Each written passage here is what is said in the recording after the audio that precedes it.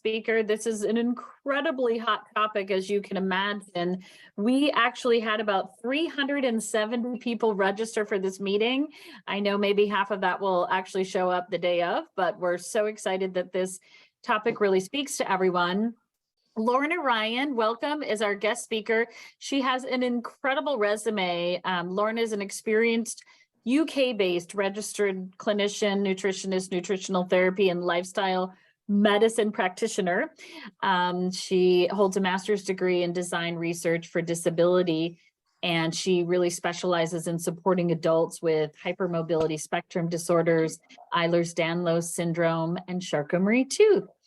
Her clinical interest is really directed from personal experience of living with HEDS and CMT1A. So I'm going to turn it over to Lorna to tell you more about herself and to jump in to her presentation. Thank you, Lorna, for being here. Thank you so much for having me, Laurel, and lovely to see everybody that's come for a lunch and learn today. As Laurel said, yes, I'm a clinical registered nutritionist, and I always like to share a bit of personal background on myself when it's these informal presentations for community members. I live and manage CMT type 1A as well as having EDS, so I've hit all the genetic branches of the tree, and this is why I like to specialize in both conditions and where they cross over. So individually EDS, individually CMT type 1, and then there's a lovely group of people that are lucky to have both. So yes, UK trained, and my clinic is in England, but I see people all over the world. So shall we jump into the presentation, Laurel? Absolutely. There will be scope for questions afterwards.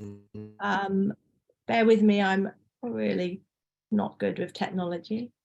There we go. So there will be scope for questions afterwards. So if you've got a pen, jot things down.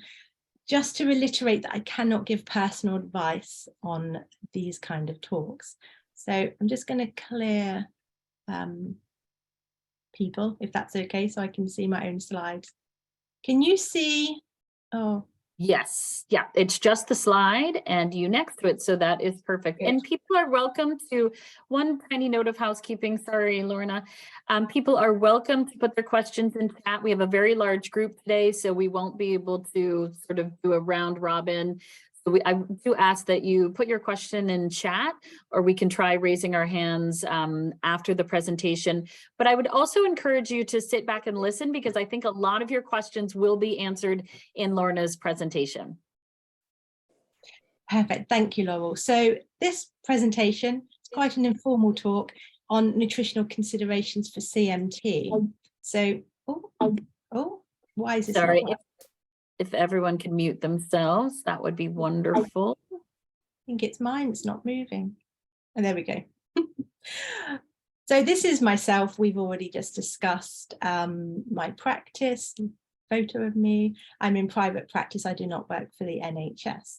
So this is a short disclaimer just for the record that this is not personal advice. It's for educational purposes. You can read that if you would like. So this talk, I'm just going to clear because I can't see with the people. There we go. Sorry, I'm just going to clear because when it comes to admit, it's blocking the slides my side. Can I clear those? Oh, sure. Yep, we'll try to get to those as soon as possible. Sorry about that, Lorna. That's okay. So this is just an overview of what we're going to discuss today. We have the topic of CMT. We're going to look at the latest dietary evidence, how nutrition might support your symptoms, and then how to implement some management strategies. I'm hoping everyone is already familiar, but for purposes of fully roundedness, Charcot-Marie-Tooth, this is what we're dealing with, the disease of the peripheral nerves that control the muscle, progressive function, and then we have the main types, which is broadly what we'll be looking at today. But then we do also, as you know, have the wonderful world of the genetic subtypes, which get into some really quite rare types. We shan't be diving into the very rare types today because, to be honest, evidence is just quite lacking. I want to just recap what the peripheral nerve is, Because when we look at nutrition, yes, it's good to talk about food, but we really need to understand where in the body we're trying to draw our attention. So I'm sure a lot of you have seen this before, and I know that the association have got some really great explanations. The purple here, this is really the myelin sheath with the axon in the middle. Of course, we're interested in this element for nutrition, but up here, we have all of these wonderful tissues. We've got fat cells, we've got arteries, we've got connective tissue. So when we broadly talk about nutrition, we're also talking about the whole health of the nerve. And apologies if I'm talking very fast, it's because we've had quite a bit to rattle through. So I want to make sure we're all on the same page about what nutrition is. So it's the dietary intake of foods, drinks, and supplementation. And before we start trying to actually support rare conditions, genetic conditions, degenerative conditions, we actually have to consider that we are a human being and general health applies to us as well. So I'm sure you would have seen from many different platforms bases for general health nutrition. We're going to be protecting against malnutrition. We're providing all the key nutrients for the cell tissue repair, signaling. We're also preventing potentially diet-related illnesses, which go down the thread of cardiovascular, immune, cancer, although we wouldn't touch that topic. And then diet-related weight management, which can also be weight gain and weight loss. Very vital general health nutrition for all of your bodily systems, so respiratory, cardiovascular, immune, lymphatic. Hopefully we're going to support the aging process well with a good base of nutrition for general health and then support mental well-being. The message is quite clear of what we need to focus on, whether we have CMT or any other health issues. And it's really this list. I shan't bore you with reading it out. Feel free to take a screenshot of this. It's really just that dietary diversity where we have fresh vegetables, lots of different grains, lots of rainbow eating, lean protein sources. I've added in the probiotics because this does really, it provides the bacteria for our gut microbiota, and then the prebiotics are actually feeding the bacteria. And I'm very geeky on gut health, and we cannot ignore what our little gut bugs need. What we're going to do to aim to decrease for general health is this list. I don't like rules, it's more principles. So if we want to be moving the sliding barometer to being a little bit healthier with our diet, we're wanting to keep fructose levels down during the day, and we want to reduce those refined carbohydrates, sugar substitutes, which is like the sweeteners, anything artificial, high volume of saturated fats. They're generally bundled in that highly processed foods, and we're wanting to reduce alcohol consumption. So let's get into the nitty-gritty of the research for dietary evidence of CMT. Bear with me if this sounds either too fast and rattling through, or you get a little bit lost. Just pop a message into the chat for later. And I know it's really disheartening, but we do not have an established diet or supplementary protocol that is approved for CMT in any country. So UK, America, nowhere. There is no diet type or isolated food or isolated nutrient that is going to improve health outcomes for CMT. And we do know that dietary choices optimize general health, as we've just discussed, and that might positively impact CMT. Most studies are done on animals, not human, and this is very important and we'll discuss later. Most nutritional approaches taken from science come from broader neurological disease conditions. So that might be another neuromuscular disease or a traumatic nerve injury that's being studied. And then we're taking all of the nerve, neurology, nutrition, science, and trying to hypothesize for CMT where there's actual studies lacking. Some dietary modifications have largely come from experimental methods assessing nerve injury. So when we're going to try and implement a nutritional strategy for something like CMT, we actually really have to assess why there are not studies. And I'm going to use an example. We're not going to talk about this paper specifically, but the DEO which is the journal publication, it's up here if you can see my cursor. If any of you want to read it, fabulous reading. what I want to do is use the diet theory as an example of where there's lacking research, because I myself as a patient as well as a clinician is always like, why can't we just say what we can do to help CMT? Well, this is an example of a diet regime that was undertaken for more than 1 year by a patient group. So the participant had a very strict regime of the foods here on the, I was about to say left, I don't actually know my left and right. So cereals, beans, pig, chicken, blood, uncontrolled volume of fruits and vegetables, a whole 50 grams of steamed fish, shrimp or poultry, a lot of skim milk, 1 egg white and 10 grams of nuts a day. And the supplement regime was very strict as well, meeting all of these down here. So medium chain triglyceride would be your fatty acids. Whey protein powder is from milk substitutes. Dairy fat was limited, and then quite a high dose of L-carnitine and a multivitamin tablet daily. So in this study, following a really, really strict dietary regime, the motor function did start to improve. It plateaued after 1 year. The participants stopped some of the fatty acids because of the compliance to taste. The participant did continue with low-fat, high carbohydrate principle, but at 2.5 years after the diet was implemented, neurological exam was pretty much the same as base level when the study started. So this is an example for you of how really, really strict regimes still don't have a better outcome in science. And then if we turn our attention to animal studies, this is quite an interesting delve into nutrients.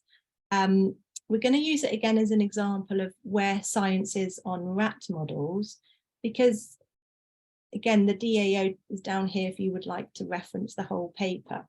So dietary nutrients that were found very beneficial to peripheral nerve regeneration lies in macronutrients, the micronutrients, and then minerals and the dietary regime, which I'm not actually going to talk about dietary regimes too much because clinical efficacy, they're really hard to stick to compliance-wise, and they don't actually sort of have a long-term effect. But these were looked at in literature. So if we put what we know from the human studies and the animal studies and do a little bit of what we call a literature review, we can summarize that dietary nutrients do not substitute medical treatment for neurological diseases, CMT included. What is important is an appropriate intake of the macro and micronutrients, micro being the vitamins and minerals, the macros being the fats, protein, carbohydrates, and it might improve that peripheral nerve regeneration. What's really promising are the omegas 3 and 6, vitamin D, B9, B12, magnesium, zinc, calcium, and literature suggests that, interestingly, antioxidants decrease the free radicals, and this is quite promising for the remyelination in neurological diseases. Does not mean it's going to help you have more sort of rebuild your myelin sheath if you have CMT type 1, but this is what studies found. Studies also find that alpha lipoic acid might stimulate nerves and regenerate fibers, and it's actually a very interesting compound to use clinically. And then I can never say this word, I'm sorry, lecithin. It also has been found to potentially improve myelination. Creatine might also improve muscle function combined with exercise, and it's very important to isolate that exercise is a very the way the muscles is going to use creatine. Literature has found that it has to be taken on board dietary when there is a significant exercise regime put in place. And then lion's mane is a mushroom, and a lot of research does find it stimulates nerve regeneration. Studies haven't been done exactly on CMT, but just as an overview for muscular neurological diseases. So the evidence stacks up to, we need more studies to understand the mechanism and underlying cellular responses. So how do we translate all of that? And I hope you're still with me because I am aware I'm talking quite fast to get through it all. But we've had a good review of what literature's saying, but what does that mean in terms of safely implementing a nutritional management? We have some considerations. Now, sometimes when I do talks or in clinic, people just want to get to what can I eat? But it's really, really important when we're living with these degenerative conditions that many things might spiral for an individual and have some complications, that we are very, very mindful of these considerations. So do stay with me. We must impart a safety first, discuss any changes with your medical care team before making dietary changes or supplementing. And also focus on your main presenting symptoms or your clinical presentation, because that's different for everybody. We want to look at a food first approach because we know in nutrition science that isolating specific nutrients in supplementation does not equate to what we see when people eat the food matrix, which is when a nutrient's in the whole body of a food and everything that's built into that. So it's the proteins, fats, carbohydrates together. And then we actually want to test. We don't want to go blindly into making dietary changes or supplementation. We want to clinically test the key nutrients. And what's observed clinically and in literature is that people with neurological diseases, some people with CMT present with magnesium, vitamin D and B12 deficiencies. We also want to consider what is a realistic and manageable implementation for the individual, because we can have the dream protocol that we can say X, Y, and Z might improve symptoms of living with CMT. But as we covered in that human study, protocols can be very complicated and very time consuming and for some stressful. So we need to be realistic about what an individual can actually put in place, stick to, so compliance, and also a time frame, because nerves grow very slowly. So any nutritional protocol is not going to be an overnight fix. I use inverted commas because we can't fix anyway. We also want to consider that any nutritional management strategy for CMT also takes care of any non-CMT related health issues, because just because we have a genetic neurological disease does not mean we can't have a cardiovascular disease or an immune condition or any other thing that our body chooses to have. So areas to focus on, and this is pulled from what clinical presentation might be, what we know of CMT, but also pulling out the evidence from literature that we just reviewed. So we want to be neuroprotection for our nerves. So we're going to focus on the fatty acids, vitamin C, B vitamins, antioxidants that from literature and clinical observations, we know offer some neuroprotection. We want to support that nerve conductivity, so the speed of the messages and the signaling. And that's our B vitamins, our word I can't say, lecithin, sorry. Hydration, encompassing in hydration is our electrolytes, our minerals and alpha lipoic acid. We also want to support nerve injury recovery. It might not be a huge traumatic nerve injury, but you might have small little injuries occurring to the nerves as a complication of CMT. Obviously, that would be discussed with your neurologist. And then what we're looking for is really that food matrix, because nothing isolated. It's got to be everything bundled up in your foods, vitamins, minerals, coenzymes, your protein structures, the amino acid. This is what the food matrix is. But also lion's mane, back to the B vitamins, back to the lecithin and creatine is the focus for nerve injury recovery. And then we also want to meet the energy to muscle to nerve requirement. So it's like a domino effect. We need energy into the muscles to then into the nerves. And this is all bundled. You may have heard things like mitochondria cells and mitochondria health. This is basically what it is. And it's ATP. What might help from literature is protein, creatine, zinc, vitamin E, B vitamins, and magnesium.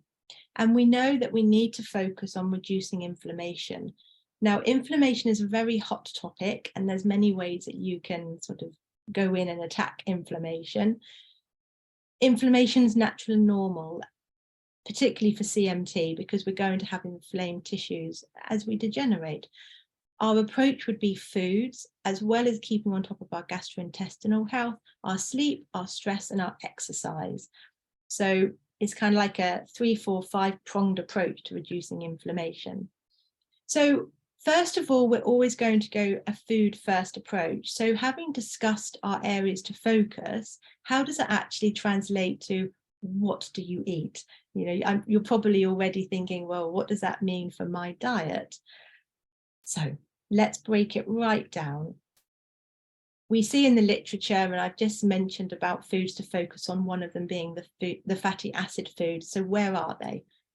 These are the foods it's in. Your omega-6 is going to be found in your walnuts, pumpkins, sunflower oils, soybean.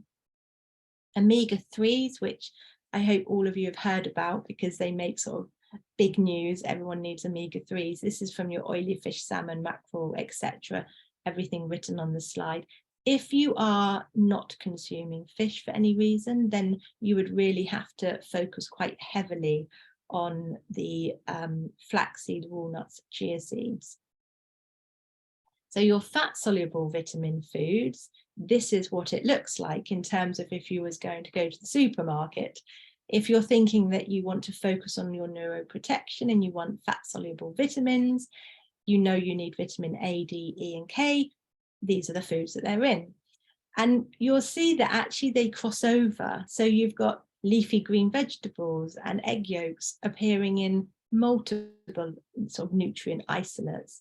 So for vitamin A is actually in many, many things, including fortified foods.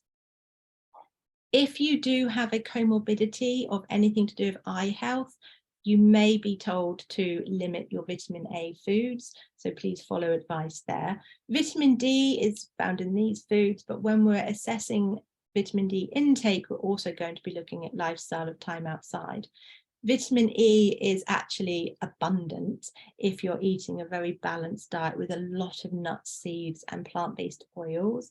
And vitamin K, as long as you haven't got a sort of health issue where you may have been told to pay attention to blood thinning nutrients, vitamin K might be one of them. And if you're medicated with a blood thinner, then you need to follow any guidance that you've been given on vitamin K. But these are the foods that your fat soluble vitamins are in. And I'm just going to clear that your water soluble vitamins, the B group vitamins. Now the B group vitamins are our best friends when we have nerve issues, and vitamin C. And so again, they are just bundled up in all of these foods. So it's back to that matrix. So you're going to have in fish 4 or 5 types of B vitamins, in meats 4 or 5 types of B vitamins, and so on and so on. And vitamin C is actually available in many, many foods. To really deep dive vitamin C, if you want to consume these vitamin C rich foods, is cooking process. So you don't want to be boiling your broccoli until it's quite pale and limp, because you'd have literally boiled out the vitamin C. Same with Brussels sprouts. So just be mindful of cooking methods, and we'd always want to lightly steam our green vegetables for vitamin C content. Our mineral rich foods, magnesium, selenium, zinc, calcium, and iron. These are the isolates that come from research that we know offer some protection and some regeneration properties. And again, you can see that all of the foods cross over. So when people say, what should I eat for my magnesium intake? Well, there's quite a lot of food, and people are always happy in clinic when it includes chocolate. Me, myself, love chocolate. So if you can focus on consuming all of these foods in sort of equal quantities, you should be meeting your mineral needs. Now, alpha lipoic acid, in my opinion, isn't talked about enough. There is some very robust literature, so studies on alpha lipoic acid now, mostly on neurodegenerative diseases, inflammation, not specifically on CMT, but there's very promising interest within CMT of alpha lipoic acid. But the thing to really understand as you are at home is that, you know, it's a naturally occurring compound, and it actually is made in our body. So as long as we're eating a diverse range of foods that contain So as long as we're consuming a broad range of foods that actually contain some alpha lipoic acid, and that's what the ALA stands for, our body can then start to produce it as well. So the foods that are rich in alpha lipoic acid are listed there, and it's quite a lot of the leafy greens, yams if you like them, potatoes. Yeast would be the nutritional yeast, tomatoes, almonds, and so forth. And then the lecithin foods. Lecithin is another very interesting nutrient, and it is really, really important for neuroregeneration and CMT. And people are quite confused about it. People see it on ingredients and think, oh, it's bad, it's a food additive, but actually it's natural. It does come from soy. However, it's in such small percentage. It's that 0.25 to 1% weight of the liquid in your food. So if you might have chocolate, you might have a fortified milk, something that's got soy lecithin in, it won't contribute to nutritional intake for the purposes of your CMT nerve health. The food, soybeans, egg yolk, so specifically it's the egg yolk, not the whole egg. Egg whites don't have it in. Dairy products, wheat germ, sunflower seeds and oil.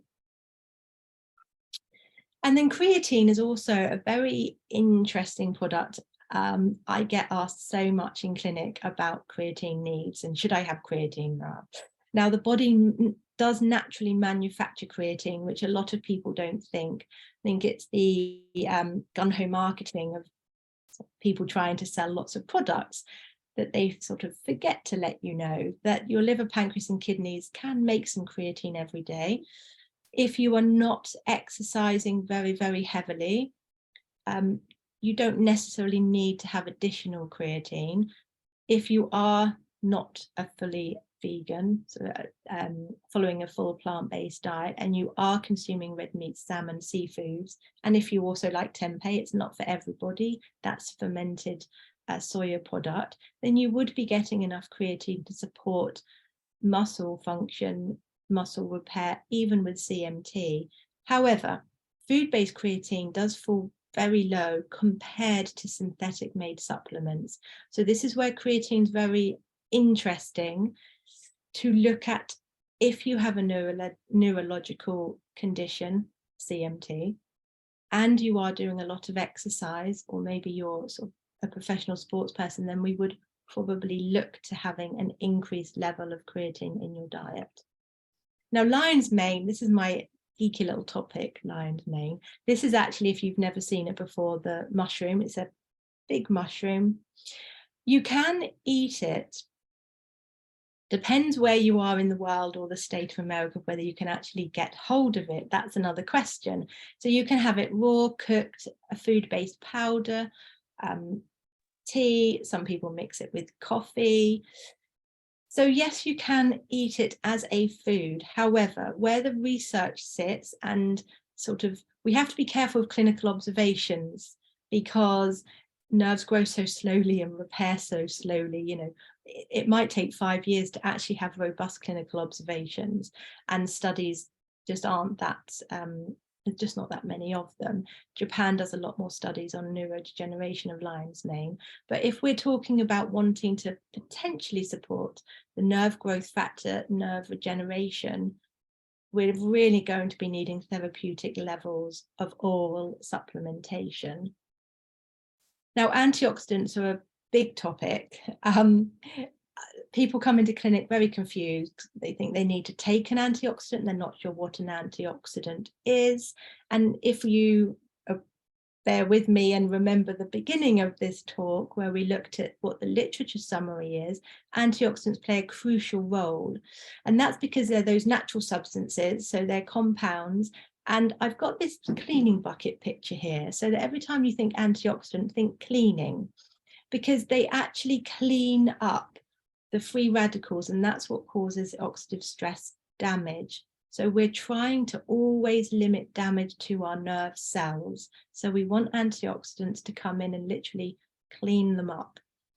So yes, antioxidants are found naturally in many, many foods and drinks. If you're having a tea, if you're having a coffee, even if you're having wine, everywhere, but there's lots of different types of antioxidants, and we could do an hour's talk on antioxidants alone.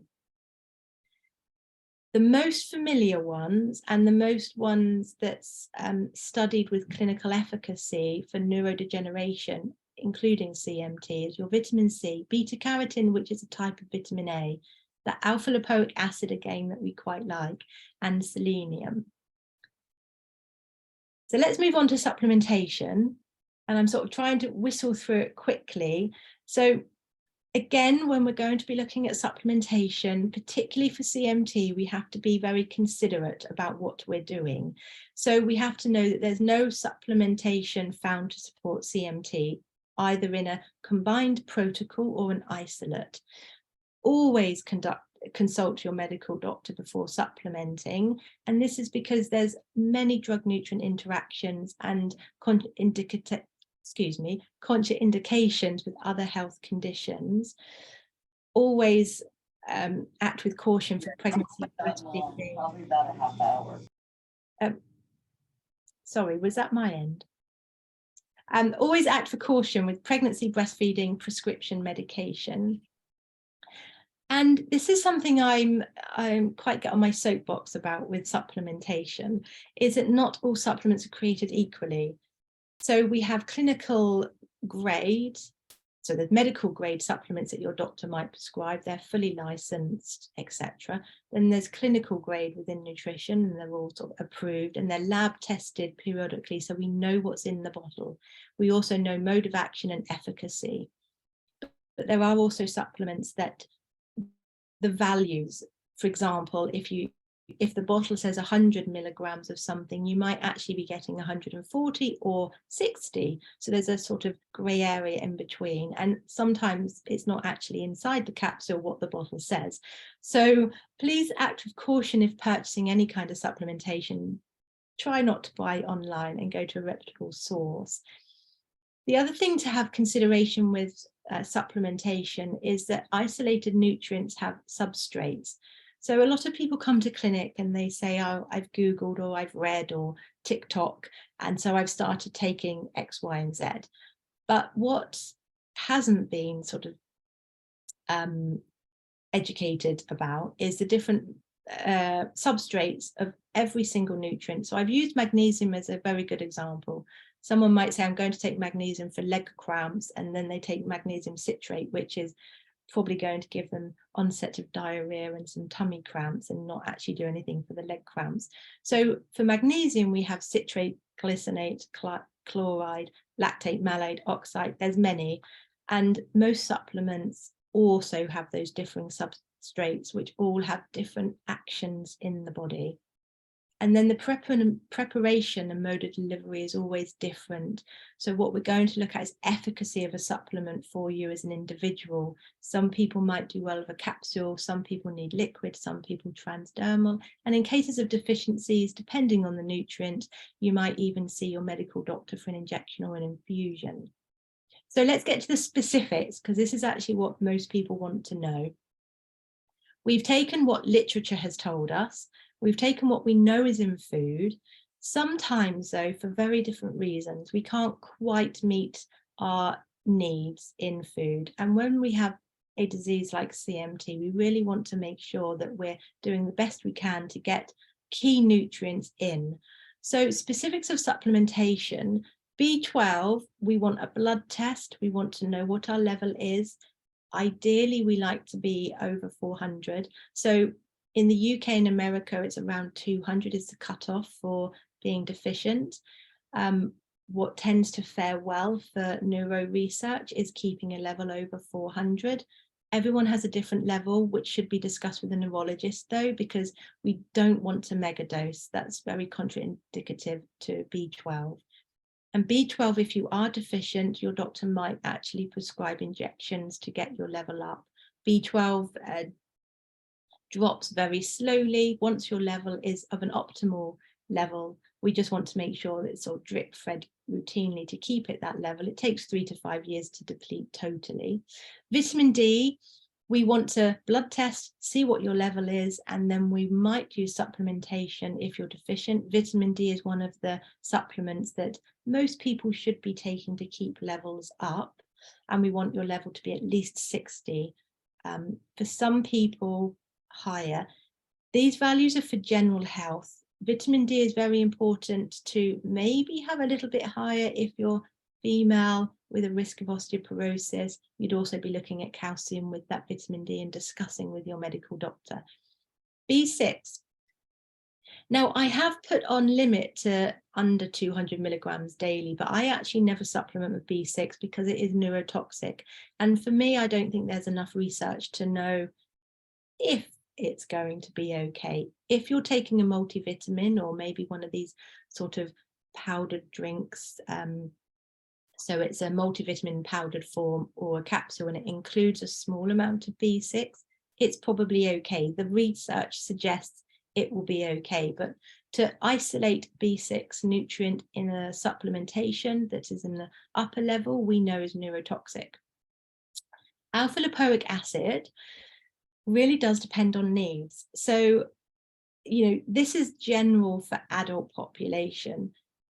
In this, we could have 100 people, different ages, male, female, ethnicity, different lifestyles, and also different degrees of your disease progression and what type of CMT you have. So I haven't actually put more specifics on here on purpose because literature suggests and clinical efficacy suggests we want 600 to 1,200 milligrams per day. So PD means per day, but it really, really does depend on where you are, what your presenting symptoms are. So go back to the slide that said, you know, what is your focus? So if your focus is basically a little bit more neuropathy, energy, you want to take care of your muscles, you want to keep inflammation down, then we're going to be up a bit more of a higher dose. That lecithin, again, is very dependent on how you're getting it. So what mode of delivery in your supplement. And again, totally dependent on you as an individual, what your needs might be. But anything between 20 and 35 grams a day is suggested. Creatine. Now, really does depend. And I know I sound like a broken record going, depends on your individual needs, but it's because you could be a 20-year-old male who is still very active, who is going to the gym a lot, or maybe you're in a team sport situation and you're maybe going to need a little bit more creatine than what your diet can provide. And you've got a lot more velocity in the muscles in terms of you're doing more exercise. Those muscles really need to repair, regenerate, and get energy into the cells. You might also be a 60-year-old man who doesn't do much exercise and you've got a very sedate life, and actually you manage to get quite a lot of creatine in your diet. So if you wanted to supplement, your needs would be very different. High dosing is found to be contraindicative, which means that it's not suggested. I've added CoQ10 here. Now, research is really, really grey area. I don't actually see that much clinical efficacy supplementing with CoQ10 because I think CoQ10, it's such a broad beneficial nutrient, which is also an antioxidant, but I've included it in the standard dose because I'm asked about it a lot. So standard dose is 100 to 200 milligrams a day. Any studies that have found CoQ10 beneficial to neurodegeneration is upward on 600 milligrams daily. As a nutrition clinician, I would not be comfortable supplementing in that higher dose without a medical doctor supervising that supplementation. And then the lion's mane, we know that lion's mane, because it acts on that nerve growth factor, which is very, very slow, we need regular dosing for long term being at least 6 months, 1 year, 5 years. And it's advised to be no more than 750 milligrams daily. And lion's mane is one of the supplemented nutrients that you have got to be sure where you get it from, because you do not want any neurotoxins bound to the lion's mane. You want it to be very pure and clean. So action points to round off. First of all, we want to really focus on that nutritional goals for general health. So we want to be meeting all of our protein, fats, fiber, vitamins, minerals, and hydration requirements. That's set out pretty much every doctor and nutrition professionals on the same page at.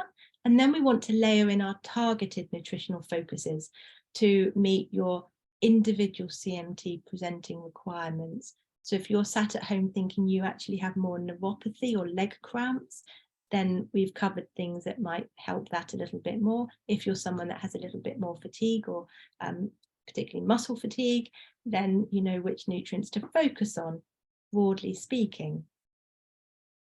So I want to thank the CMTA for having me, all of you lovely members for tuning in and listening to me rambling on, and Laurel for hosting. And I've just put my contact details here. I'm very open to anyone that wants to contact me. I absolutely cannot and will not give personal advice over messages, but there's just not much information out there, so I like to be contactable. And then I already had some questions in advance that I'd glanced at. So Laurel, shall I stop sharing screen? Yeah, let's stop sharing. We'll go back to our Brady Bunch squares and we can jump into Q&A. I think what we'll do, Lorna, if it's okay with you, maybe we start with the questions that came in early that I sent to you. If you just want to, do you mind reading the question and then jumping into the response? Of course not. So, and I hope everyone bared with me. I know I talked quickly to get through it all. It was wonderful. And this is also why we're recording, so people can go back and review it several times. Yeah, put me on slow. So we had a few questions. I just checked that I'm not still screen sharing, am I? No, that's perfect. So the first one was how much protein per meal per day for females or males who have CMT, and any other vitamins or foods. I think I've covered sort of the broader other vitamins or foods. Now, I am a broken record, I'm afraid, going, well, it depends. But in terms of how much protein you need protein at every meal. But it depends on how old are you, what's your activity level. You know, males and females have different protein needs. So it really, really does depend. For some people, they, you know, where are they sitting in terms of energy expenditure? What's their diet at the moment? So I can't actually give you a value, I'm afraid. And, you know, in clinic, I tend not to give people like 20 grams or, you know, a third of your body weight, all of these funny calculations, because it's quite stressful for people. As a good rule of thumb, protein, if it's in a solid food form, you just want the size of your hand with every meal. And if you're going to have a snack, have a protein source. So that might be 5 nuts, so something like that. The other question was about French vanilla coffee creamer, so like Coffee Mate. Now, I actually, you know, this is a funny question, actually. Not funny as in the person that's asked it, it's not hilarious, but because if we go back to thinking where our general health should come from in terms of nutrition, we want to avoid processed foods. Now, the ingredients, the first ingredients of these Coffee Mates, so all of your powdered coffee creamers are pretty much the same. They start with corn syrup solids, hydrogenated vegetable oils. They're very processed. They have a lot of emulsifiers in. Excuse me 1 second. And so we do have to wonder, is that going to be healthy for a general human being? And then we slide it down to CMT. And what we know is we want to protect our gut health and inflammation. So really would want to be avoiding these high corn syrup solid products. So I never like to label a food unhealthy, but I would say that we'd potentially want to have it less in the diet than more frequently. So if we can just dial down in the frequency of having that Coffee Mate. The next question is about statins. I cannot give any opinion on medications. It's totally outside my scope, I'm afraid. So I'd refer back to your cardiologist, or you might even want to see a cardiology specialist dietitian who would be able to discuss that a little bit more with you. Sorry to not be able to answer, but it's just not in my medical doctors only and pharmacists. And then the other question was about alpha-lipoic acid, which I hope that I've covered. What was the other question? So there's another question. It was a fairly involved question about specific neuromuscular disease diagnosis, and is it possible to make dietary choices based on it, or are most types going to benefit from approximately the same diet? So I hope I've demonstrated in this talk that we take broader neuromuscular diseases and what we have found in science and clinical efficacy to support those diets, and we aim to follow that. We just don't have an isolated dietary plan, so we can't make isolated dietary choices, but what's best is to align with those presenting issues and focus on, out of your neuromuscular disease, focus on your main goals and then build in your nutritional management to suit. The next question was about age and inherited conditions with digestion, inflammation, circulatory issues. How that relates to certain foods, nutrient deficiencies in people with CMT. Now, this is a very interesting question, and actually you could have an hour's talk on it, because we really do need to look after our gut health, to look after inflammation and circulatory issues, to then absorb our food well, to then help with types of CMT presenting symptoms. So yes, with age, for many reasons, we see some of these symptoms worsen. In terms of reacting to foods, sometimes if our immune health, it's gut-mediated immunity, slides down to a less than optimal stage, we might actually start reacting to some foods. The big thing there would be if you're suspecting a reaction to food as an intolerance or allergy, speak to your doctor and they might want you to see an immunologist and to clear up if there's any actual immune mediated issues there with food. And if not, we'd want to be really optimizing gut health with all of those lovely foods for general health, particularly fiber. Wariness, low energy, difficulty focusing, brain fog and depression. This is multifactorial and quite hard to answer in one hit. What we'd need to look at is your nutrient deficiency potentials of key nutrients, ones that I've covered. We'd want to be naturally supporting liver detoxification, which is really bound into the inflammatory processes. So that's lots of lovely fiber, fruits and vegetables, particularly your green vegetables, as long as you're not on blood thinners. And we'd really want to be looking as well as lifestyle and stressors and assessing if you're having enough of your fatty acid intake. So there's a lot kind of bundled in that, and I would say it would really need unpicking a little bit more in a clinical consult or speaking with your doctor of why you might be feeling the low energy, etc. And I think this is the last question I've got on dietary ideas for restless legs. Yes, this is a very common thing. Many people come in. Now, is the restless legs because of CMT, or is the restless legs because you have an iron deficiency? Maybe you're not binding your folate well, even if you're consuming it in dietary form, and maybe you're not optimizing magnesium in the cells. So you might be consuming foods with magnesium, but it's not getting into the cells to be used, and that can be many reasons, usually dehydration. So for restless legs, first protocol is blood testing for the key nutrients, and then we want to really assess what else might be going on for you, and particularly whether it's nighttime, nocturnal, less restless legs, or all during the day, and whether it's muscles or nerve mediated. So again, it's quite nuanced. I'm afraid many things are nuanced. So that's all the questions I had, Laurel. Sounds good. Thank you, Lorna, for addressing the questions that came in before our webinar. And I'm going to jump into the chat out of respect for your time. So Lorna is actually 12 hours ahead of us. So it's the middle of the night where she is.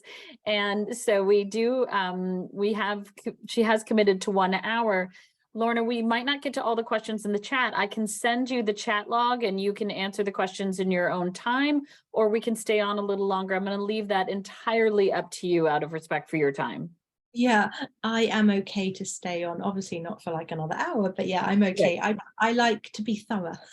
Okay, well, maybe we'll go a few minutes over, and just please know, everyone, that if your question was not answered, we do have the chat log, and I will get together with Lorna and we'll get your questions answered. So I'm going to start at the top here. And someone asked, what is EDS? Ehlers-Danlos syndrome. So it's also a connective tissue disorder. We're just observing that there's a crossover with people that either have a diagnosis of CMT and then EDS, or EDS and then CMT. Okay.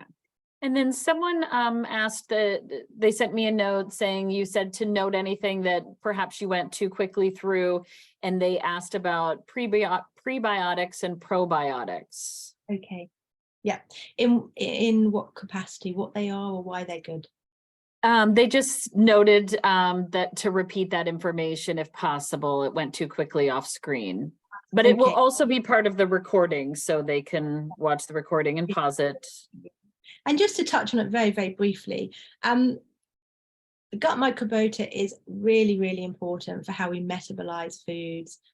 Prebiotics are the actual bacteria, sorry, probiotics are the actual bacteria.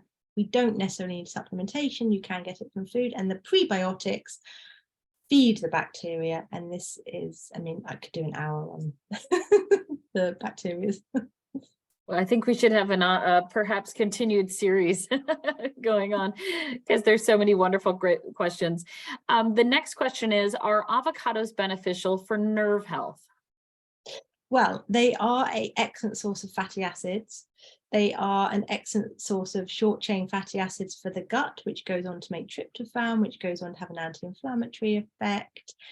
There's been no research to isolate avocados that I'm aware of, but I don't know everything. There might be something out there that I am unaware of yet. Great to put in the diet. I wouldn't eat 5 a day for nerve health though. Okay, and the next question, I'm not sure if I'm reading this correctly. The question is there anything known about methylation in CMT? Well, methylation is known about in every health condition. I'm not aware of there being a crossover with, it's the I'm so dyslexic, MTHFR gene. It's a statistical thing whether you're going to have a SNP on that gene. If you are a poor methylator, it's going to potentially lead to more inflammation. So we want to support liver, gastrointestinal health, liver detoxification, to support methylation. Some people, and this is where it's not directly being looked at in CMT, as I'm aware, in like big studies to have a conclusion. But what would be interesting is if you're genetically a poor methylator and you're not methylating your B vitamins, your body might not use those B vitamins. And so, as we've just discussed, B vitamins are so crucial for nerve health. So, for example, if you're a poor methylator, you might want to be having methylated B vitamin supplementation. So that could also be another hour's talk. Certainly, thank you. And do the recommendations and considerations vary based on age? My son is a toddler, 2.5 years old, with CMT 1A. Yes. Now, I don't actually work with pediatrics younger than 12. There's not much research on pediatrics, and to my knowledge, there's no specific dietary manipulation for pediatrics as young as sort of under 5. I think at that stage, it would definitely, if you're concerned, speak to a pediatric dietitian, and it would be the general health guidance for nutrition for the youngsters. I wouldn't like to even pretend I know about the young nerve formation at that age as well. Thank you. Regarding magnesium, which one and how does one test for creatine, zinc, and lecithin? Now I can't say it. I know. Well, we wouldn't really test for those nutrients because they're so transient in the body. So the key ones I pointed out in the talk about testing. If you want to get fancy and you've got a bit of money to spend, you can actually do dried urine tests, which will look at the metabolites of magnesium, creatine, well, all of your proteins, and it will give you an indication of how well you're using these nutrients. But really, I mean, the way I approach things anyway is we can have clinical observations of potential need for magnesium. We can increase magnesium-rich foods or supplement with the right form of magnesium, and we can see if your symptoms reduce, because these, lecithin long-term for nerve regeneration, obviously it take a long time to tell, and you can never know what specific things helped when things are such a sort of a long period of time. But things like magnesium creatine, if in a short window of time and that's the only thing you've changed, then we can pretty much say that that's what you needed and you were potentially low. But yeah, it's really quite hard to test accurate magnesium levels in the cells. Got it. Thank you. Someone says, I noticed there's no mention of kale. What about that green? Kale. It's just a green leafy vegetable. So anywhere that in my slides I might have said green leafy vegetable, then add in green leafy vegetable. The reason I specifically never sort of hit home about kale is because it's not the wonder green that lots of people put it as. And also, if we're talking broadly for general health. Recording in progress.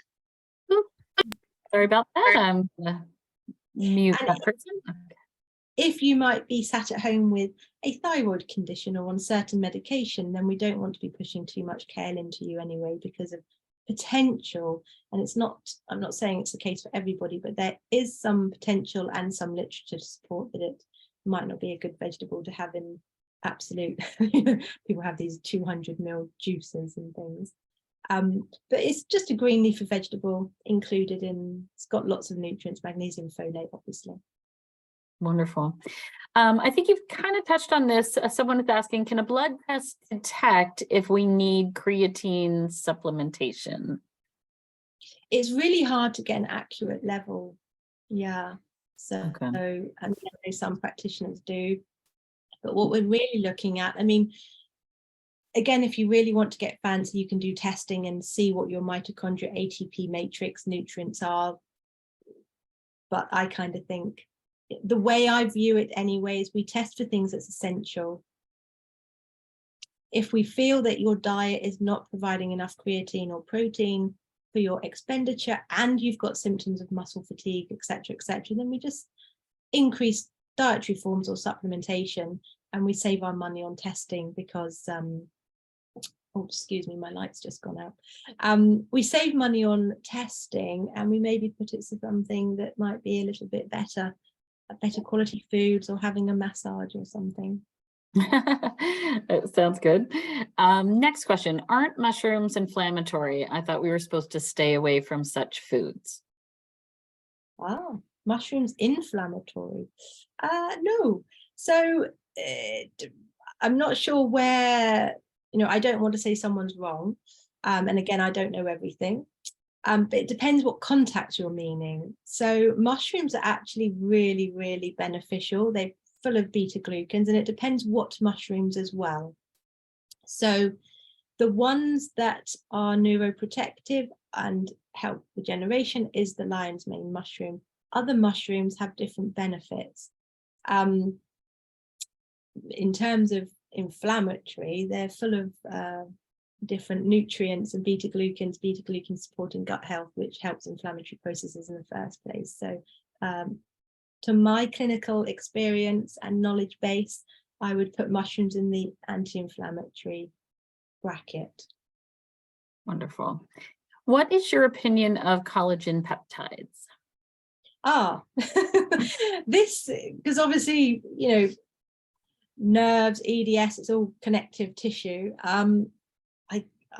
I'd be very rich if I had lots of money for every time I was asked this question. So again, it depends. What collagen peptides are we talking about? So bear in mind, collagen peptides are just the peptide, a smaller molecule from the amino acid from protein. Depends whether we're talking about collagen type 1, 2, 3. So that's whether it's come from eggshell membrane, chicken, beef, fish, so marine, poultry. It absolutely depends.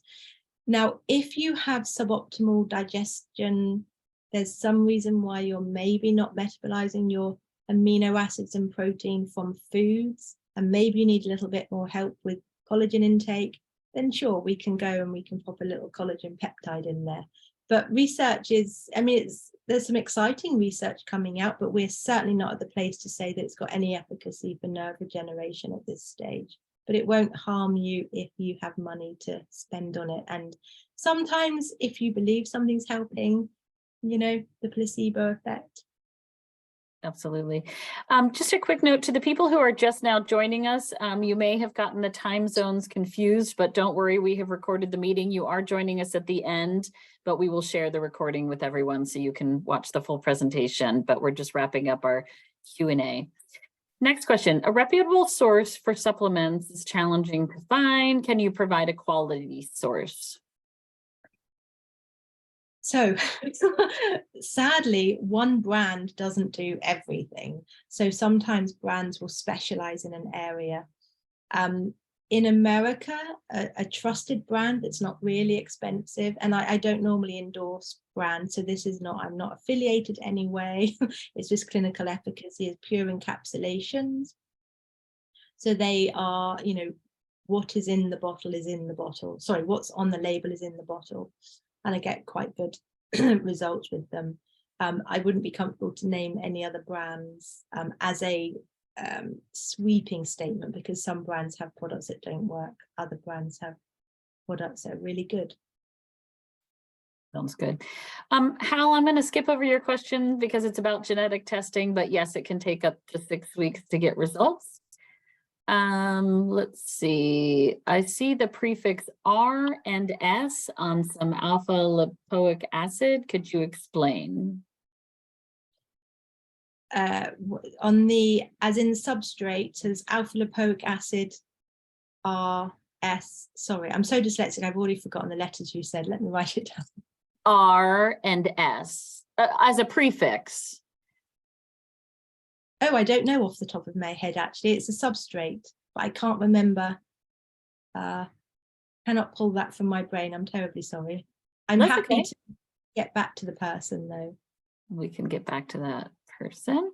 Can you comment on sorbitol and how to reduce levels with diet if possible? My son has SOR deficiency. SOR deficiency is one of the newly diagnosed CMTs. Yeah.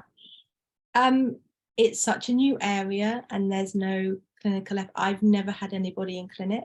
I would say really reach out and be enveloped by a medical. So you might have a neuromuscular dietitian that works with your neurologist. I would say that's your best port of call. I think I certainly haven't looked into it enough or had any clients with it. And particularly, you said a son, so maybe that's pediatric, how old the son might be. So I think it's just a bit of a new area. And again, I'm ever so sorry, I don't have the answer to that. Thank you. Okay, next one. Which nutrients do we focus on for fatigue and weakness? Very broad question. Yeah, and I loosely covered it in the slide. So it's really going back to, why are you fatigued? Is it that the muscles haven't got enough energy? Do you need a bit more protein? This is where the creatine might be to recover. Is it fatigue before exercise, like you wake up in the morning fatigue? Is it after exercise you're fatigued? Is it gradual during the day? There's so many nuances. On a base level, you can be fatigued just because you're under fueling. So it's almost in that malnutrition bracket. You might be dehydrated. You might not have enough electrolytes. And it might be you're not meeting your absolute nutrient needs for that, the ATP cycle, where the mitochondria is involved. You would want to make sure you've been screened by your doctor that you don't have any other conditions that might be causing fatigue. So it's such a big, and I really do understand that it's a burning question, what can I do? But there's just so many things that can contribute. It would need a bit more delving into. Thank you. Is it more challenging to meet nutritional needs in relation to CMT with a purely plant-based diet? Well, that's $1 million question, because I believe it is. because we need these amino acids, because we need the creatines. And you can see on all the different foods that I presented, fatty acids are really quite key. And you're going to have to work really hard to get in plant-based fatty acids. So you're going to be looking at there's some very good marine products come out, but we don't actually know how that translates to nerves as yet. And then you're going to have to work quite hard on those, like the flax seeds, the chia seeds. So when I say work quite hard, it's not just the volume, but it's making sure that your gut health is at a point where it's actually going to be taking the seeds in. So it'll have to be ground flax seeds taken in and allow the gut to actually digest and metabolize that. So it's just easier with your non-plant sources, the fish, the everything else. But obviously you have your nuts as well. So it's just, you've got to focus on it a lot, but it's not unachievable. And it's certainly not my place to say to anybody they should be eating something that doesn't align with their religion or ethical beliefs. So it's, we can't ever say anything's not possible, but it's just going to be a little harder. Thank you. Carol Lesher, I don't know if you can unmute yourself and explain what you mean. You ask about weight loss, but what is specifically is your question about weight loss? It seems that whenever I had an acute attack of the CMT, there would precipitate some weight loss. Is there any issue with that? Do you mean issue as in negative effect of the weight loss on the CMT? Yeah, I had a very bad time when I first found out about it. When I was 17, I was in bed for 3 months. I lost weight like crazy and had all kind of things that we didn't even know what I had. Then after I reached like the age of 25 or something, I had no symptoms. And then in 1970, I started losing weight, ended up in Johns Hopkins Hospital, had another bout of CMT, and then it completely stopped. I had no issues for probably a good 45 years, nothing. Okay. And So- now I'm having some just peripheral issues. Yeah. So a little to unpick there. And obviously it would be important what type of CMT you have. I don't expect you to disclose that. So They can't figure it out. They don't know. I've been tested at Shands, and they know I have it, but they can't figure out what subtype it is. Okay. So firstly, any sort of flare that leads to weight loss and worsening of symptoms would be very much in a medical or even a physio stance, not a nutritional scope of practice. Nutritionally, what you'd be thinking of is if weight loss is occurring at the same time as symptom flare-ups, we'd be considering, what's your bowel movements. Sometimes people have more diarrhea when they have any kind of flares of illness. And also sometimes with the flare-up, without even realizing it, you don't eat as much food. It might be that there's a water imbalance and you've lost a lot of water rather than actual fat. So there's so many nuances to unpick there, but it does sound more like it would be in that physio medical space than nutritional space. One thing I noticed is that with each time I had precipitated with the flu first. Yeah. There's so many nuances in that, and I'm afraid I cannot give advice on a personal situation without all the full details. Yeah, very interesting. Very. Carol, reach out to me because I have a couple more questions for you, but you should have my email address. I'm the one who sent out the reminder. Thank you. We're going to keep moving along. Lorna, someone asked if you could reshare your contact information and Instagram handle. Maybe you could put that in the chat, or everyone just please know also that it will be on the recording that I will send out to you as soon as we have edited it. Someone says they find their body craves carbohydrates for energy. Yes. Sorry, bear with me. I know I've mentioned I'm dyslexic a few times, but I cannot talk and type. Oh, no, no problem. Take your time. Sorry, my contact details are there. Could you repeat the question, please? It wasn't a question so much as a statement. They said they find their body craves carbohydrates for energy.